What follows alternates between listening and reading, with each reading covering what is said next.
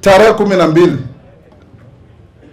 siku ya Jamhuri, rafiki yangu Jirongo alikuwa amenipigia simu nikiwa Uganda tarehe 9, tarehe 10 kwa michezo ya bunge.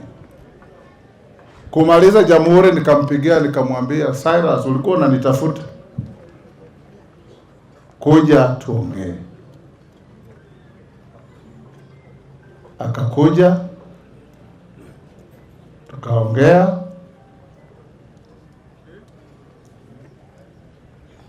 akaniambia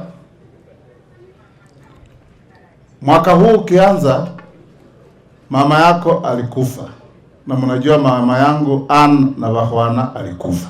Akasema, ndugu yangu, nilikuja huko lakini watu walikuwa wengi zaidi, sikuweza hata kukufikia.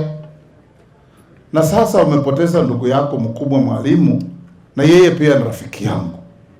Wakati huu vile umeniambia mtazika tarehe 19 mwezi huu, nitakuja tarehe 18 tulale pamoja, ili tarehe 19 tumzike ndio turudi Nairobi.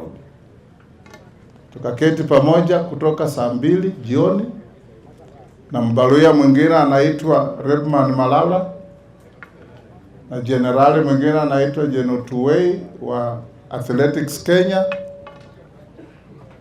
Kutoka saa 2:30 ilipofika saa 3 tulikuwa tumepoteza mbunge moja kutoka Mazeras,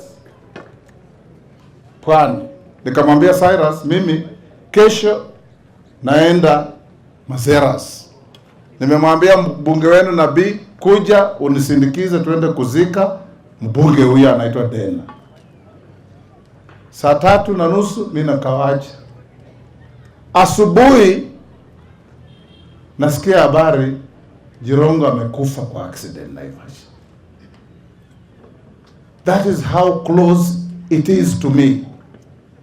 Mtu mmekula na yeye, mumekaa meza moja, mumewachana, unaenda nyumbani, asubuhi unaambiwa hayuko tena. It touches me personally. Ndio nikiwa hapa sitaki makofi wala kucheka. Niko na huzuni kubwa because Cyrus has touched my life before.